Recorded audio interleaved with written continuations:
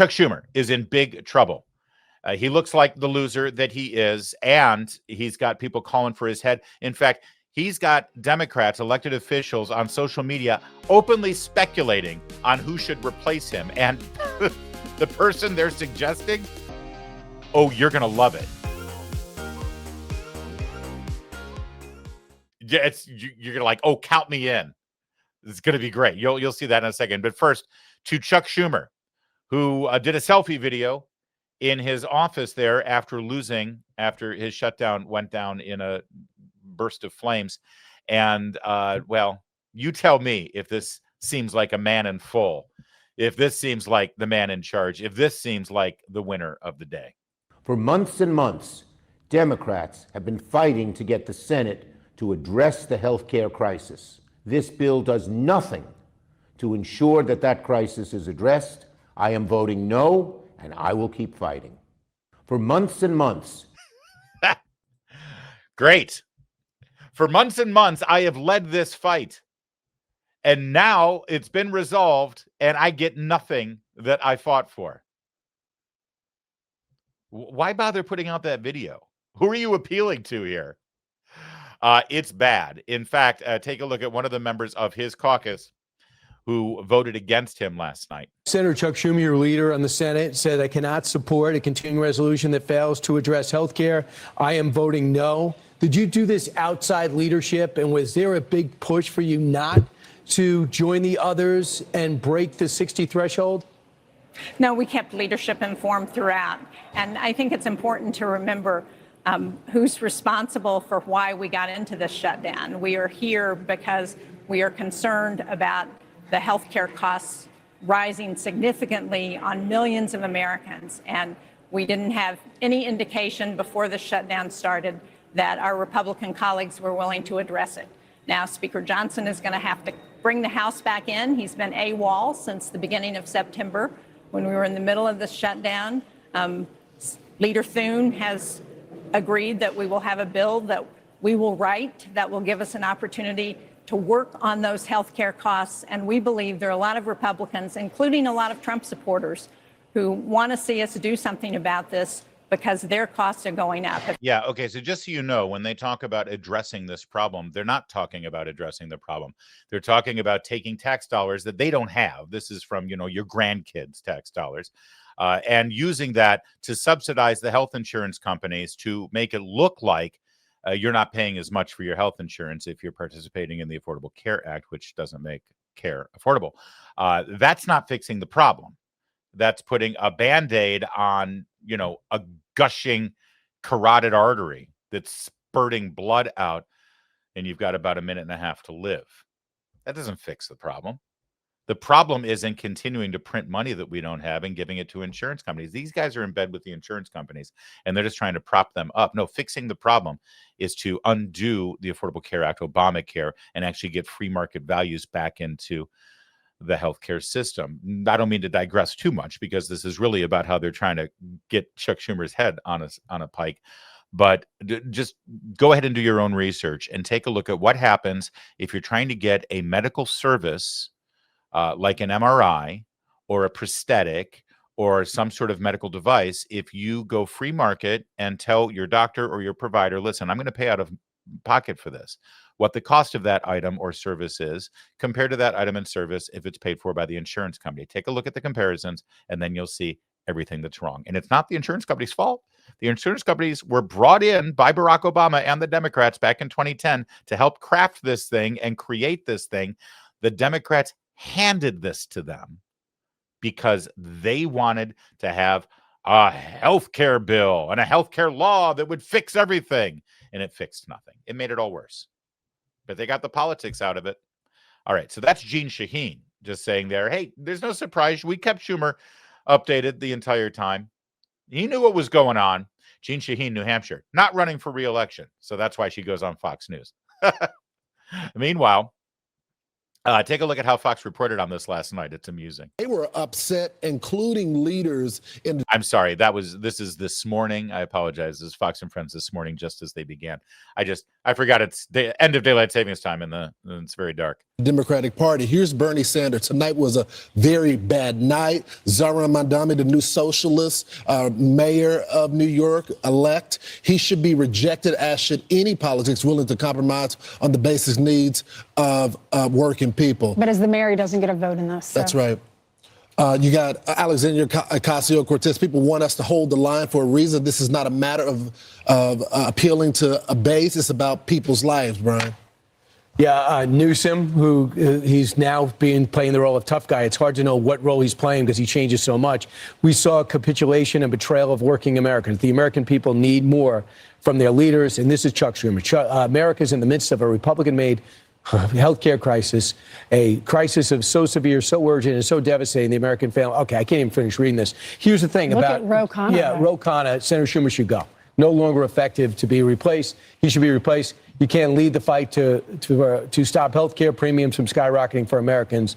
What will you fight for? But just real quick, what are you talking about? Obamacare is a thing that it needed emergency funding that was supposed to expire because Joe Biden's program says, we know this is unsustainable, get us through the pandemic, throw money at it, but we're going to expire it. There's a rescue package that we didn't need. So with that going away, how is this Republican healthcare crisis? Right. Don't say farcical things. Yeah, it is a farcical thing, but that's what they'll do. That's all they've got. Good job, Kilmeade. Meanwhile, last night, as it was all coming down, it was glorious. There's more of this, the MSNBC meltdown that we're going to show you a little later in the program, but here's a little taste of it. Do you think Chuck Schumer needs to go after tonight? He should have gone a week ago, a month ago, a year ago. Yes. Yes, you talk about aiming, not meeting the moment, right? Every time he gets in front of the camera, the average Democratic voter out there screams, be done with you, be done. And this will only accelerate that. Yes, Joe, do you think the left is headed for a Tea Party-like moment here? I mean, I know that you're new to being a Democrat and you're not like some big lefty or progressive, no. But this does seem to fit the argument that they have been making, that some of these older or more moderate and establishment figures just aren't ready to meet this moment. Generational change is needed. You know, this sort of seems like if you're one of them, you're running on this. You're challenging I'll tell people. you what, if I were on set with you all right there, I'm yanking off my mic and I'm hugging you. I'm giving you a big high five. You are exactly right. But who do you think you are, Joe Scarborough? I mean, I know you've only been on MSNBC a little while here, Joe, but we don't hug each other unless, you know, there's some way going to be a happy ending to that Me Too moment like there was with Joe and Mika. He's got a little Jeffrey Toobin vibe there. Joe Walsh, who ran as a Tea Party Republican in 2010, then got, ended his career as a Republican congressman. And then because he didn't like Donald Trump in 2016, he's now decided to become a Democrat. He's been a Democrat for about a minute and a half now, but anything to get himself in front of the camera. You know, it's desperate time on MSNBC on a Sunday night when they need to put a panel together. And they said, okay, give me Joe Walsh from his bedroom.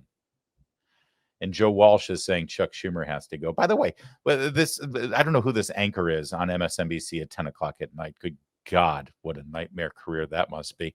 But she says, did the Democrats need a Tea Party moment, alluding to the 2009-2010 Tea Party movement, because the Democrats are done with their old entrenched leadership? That's not what the Tea Party movement was. The Republican Tea Party movement was not about being angry at the old entrenched Republican leadership. They were angry at Barack Obama. They were angry at big government solutions to fixing our problems when we were already taxed enough already. Get it? Tea Party, TEA, taxed enough already. They've been jealous of the Tea Party movement since forever. The only thing the left can drum up in terms of a grassroots, organized, organic political movement is Antifa. You know, as long as it involves burning things down and harming people, BLM and Antifa is what they've got. And then the Tea Party movement, which was peaceful, they had to say was racist and violent. That's who they are. All right. But yes, everybody agrees Schumer's got to go. In fact, California Democrat Mike Levin, Chuck Schumer has not met this moment. Senate Democrats would be wise to move on from his leadership. Joe Walsh just said he didn't meet the moment. They all have the same talking points. They all send them around. And that's what you'll hear all the time. Oh, I like Chuck Schumer. Great legacy, great history. He didn't meet the moment. The fact that Nancy Pelosi just announced that she's not running for re-election, the pressure on Chuck Schumer to get out is going to be enormous and remarkable. Couldn't happen to a nicer guy. Congressman Ro Khanna, you just saw this tweet in the Fox package, but I'll show it to you again here. Senator Schumer is no longer effective and should be replaced. Again, he's a member of the House. He's not a member of the Senate. He's in California. He likes to fashion himself as a potential candidate for president. He's really running for either a cabinet position in the Gavin Newsom administration, maybe a running mate if somebody other than Gavin Newsom gets the nomination. If you can't lead the fight to stop healthcare premiums from skyrocketing for Americans, what will you fight for? And like a good Democrat, he is, of course, lying. That is completely deceptive. Just so you know, I can't say it enough. They are not fighting to stop healthcare premiums from skyrocketing because the healthcare premiums are skyrocketing. They're doing nothing to stop the healthcare premiums from skyrocketing. All they're doing is taking money from the federal treasury, tax dollars and future tax dollars that don't exist, and they're giving it to the insurance companies to help pay for those skyrocketing premiums. That doesn't fix the skyrocketing premiums. It's just they decide they're going to pay for it for you. And why would they do that? They do that to keep the house of cards of Obamacare still standing. They want to make it look like it's fine when it's not. It has broken the health insurance and health care system in this country. And nothing Democrats have been trying to do here or proposing to do will in any way stop health care premiums from skyrocketing. All they're going to do is take money that isn't theirs to give to the insurance companies so that you don't feel the pain of those skyrocketing premiums. And you may like that, but it doesn't fix the problem. Now, I say that with some caution because this is actually opening the doors for the Bernie Sanders of the world to come in and say, yes, this is right. It's all broken. And Obamacare was bad too. We need to throw it all out and become Canada. That's next. Just wait. Meanwhile, Ro Khanna says Schumer has to go. Then he's joined by Crystal Ball, YouTuber, liberal, progressive, lunatic, host of a streaming show here on the YouTube platform, saying, hey, the sound of leader Chris Van Hollen has a nice ring to it. Ooh, get rid of Chuck Schumer and make Chris Van Hollen the minority leader for the Democrats. And Ro Khanna replied and said, I'm a big Chris Van Hollen fan. Now, let me just say, the way politics works in Washington, D.C., with people like Ro Khanna and Crystal Ball, that does not happen, what you just saw, without Chris Van Hollen either signing off on it and giving his permission for it, or more likely, Chris Van Hollen's team proactively reaching out to Crystal Ball and Ro Khanna saying, float Chris Van Hollen's name. That's how it happens. By the way, if you're like most Americans and you're thinking to yourself, Chris Van who? I'm right, Van Holla what? Who the hell is Chris Van Hollen? Well, he's a senator from the state of Maryland. Used to be a congressman. He's never had a real job. He's just an elected official, Democrat. You may remember him. His big claim to fame, was this. Sharing margaritas down in El Salvador with his favorite Maryland man, Kilmore, the MS-13 member. I do love the cherries on the rim of the salted glass. That's Chris Van Hollen. That's the savior. That's the great white knight. That's the man who's going to save the party with his brilliant tactical leadership in the Senate. Bring it on. Let me just say, the official position of this program, of the Larry Show, and all the people in the Larry O'Connor ecosphere, in our live chat right now, in our comment section, all of our subscribers, all of our viewers and downloaders, we 1,000% endorse Chris Van Hollen as the new leader of the Democrats in the Senate. And by the way, his margaritas will be a nice compliment to leader Hakeem Jeffrey Sombrero and Frito Bandito Mustache. So it all works. It's harmonious. I love it. Did I mention Bernie Sanders a minute ago? Oh, it's like when you say Beetlejuice's name. Here he is, and he is not so happy. Tonight, 8 Democrats voted with the Republicans to allow them to go forward on this continuing resolution. And to my mind, this was a very, very bad vote.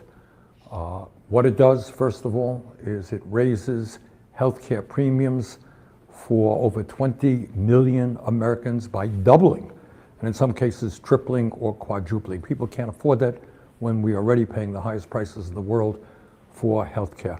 Number two, it paves the way for 15 million people to be thrown off of Medicaid and the Affordable Care Act. Studies show that will mean that some 50,000 Americans will die every year unnecessarily. And all of that was done. Senator Sanders, we've been doing these videos where you stand there and you talk to the camera, and I just got to be honest with you. Some of the feedback we've gotten say that you look like you're a cadaver. They don't appreciate the fact that it looks like a corpse is talking to them. So we've got an idea. About 20 seconds into the video, what we're going to do is we're going to start walking backwards with the camera, and you're going to follow us down the corridor, okay? So we want to make sure that everybody knows that you can in fact walk, and that you're not just immobile and propped up, giving a speech to the camera like you're Joe Biden or something. Okay, it's going to be great. Trust me, it's going to make you look really vivacious, vibrant, energetic. You got the big momentum. Okay, Senator? So when we give you the signal, just keep doing your script. Just keep, especially the part where if we don't take tax dollars and give it to an insurance company, then children are going to die. Yeah, make sure you repeat that one that you've memorized. But just walk toward us. And try not to look menacing, like you're trying to attack us, like you're Dracula, okay? Oh, well, okay. We can't have everything. We'll take it. We'll take you looking menacing like you're a vampire trying to stalk a victim. That's better than you just standing there stagnant and boring everybody to death. Okay, keep walking, keep talking. To give $1 trillion in tax breaks to the 1%. As everybody knows, just on Tuesday, we had an election all over this country. And what the election showed is that the American people want us to stand up to Trumpism, to his war against working class people, to his authoritarianism. That is what the American people wanted, but tonight, that is not what happened. So we've got to go forward, do the best that we can to try to protect working class people, to make sure that the United States not only does not throw people off of health care, but ends the absurdity of being the only major country on earth that doesn't guarantee health care to all people. We got a lot of work to do. But to be honest with you, tonight was not a good night. Thank you. Yeah, other countries guarantee healthcare to all their people. Canada guarantees healthcare to all your people. Hey, is this the National Health Service telephone line? Is it? Oh, I'm sorry. Yeah, thank you. I need to ask what this is all about. My doctor just gave me an order to get an MRI. Can I get, yeah, I'd like to get it. Well, I've got a hockey game this weekend, but maybe I can get it next week if that's okay. What's that all about, huh? What? No. Wait, 2 years? I gotta wait 2 years for an MRI? Wait, with all the tax money that I have to spend, like over half my income goes to taxes in Canada. But I've been told, what that was all about was that you were going to give me free healthcare guaranteed. And now I got to wait 2 years for an MRI. I could be dead by then, man. What's that all about? What? Oh, so you guarantee healthcare, but you don't say that it's going to work or that it's effective or timely or actually keep me from dying. But it is guaranteed. You just never said when. Oh, okay. Wow. Well, it's a good thing you don't have a Second Amendment here and you confiscated everybody's guns. Yeah. Okay. Well, thanks a lot. No need to put me on the list too. I won't be here 2 years from now. It's a brain tumor. Okay. Yeah. No, I hope you don't take any offense. All right. Thanks. Yeah. All right. Yeah. No, absolutely. Thanks. Yeah. Ooh, Canada. Yeah, but we're the problem. Oh, yeah. Oh, no, don't worry. I live in Ontario and I got a friend in Detroit. So I'll just cross the bridge. I'm going to go to Michigan and I'll get an MRI there. Yeah. But I'm so glad I'm Canadian. I'm so glad I have my nationalized health service. Yeah, okay, thanks. Everybody knows that Bernie Sanders is really the leader in the Senate. Now, he's not going to get the job, nor does he want the job, by the way. No, he would love for Chris Van Hollen to get it too. Chris Van Hollen will do the dirty work. Chris Van Hollen will get his hands dirty, maybe even bloody. Chris Van Hollen will be great, and he'll have his margaritas, and he'll be really good on the Sunday shows, and it'll be terrific. But Bernie Sanders is really in charge. And if Bernie Sanders is not in leadership, which, by the way, he's not even a Democrat, right? He's only a Democrat when he runs for office as president. When he runs for office as senator in Vermont, he's an independent. He only decides he's a Democrat when every 4 years he runs for president, because he's a fraud and he's a hypocrite. But he will continue to drive the narrative for the Senate. He will be in charge, and he'll be able to do those videos direct to you, which, of course, means more campaign donations to himself and his political action committee that makes millions and millions and millions of dollars so he can afford his 3 homes. And you will fall for it. The Democrats, that is, will continue to fall for it. And he doesn't have to get his hands dirty. And it's a real good gig. And that's the future of the Democrat Party. The only problem is Chuck Schumer does not fit into any of that. And we're going to miss him because he's been fun. He really has. But bye-bye, Chuck.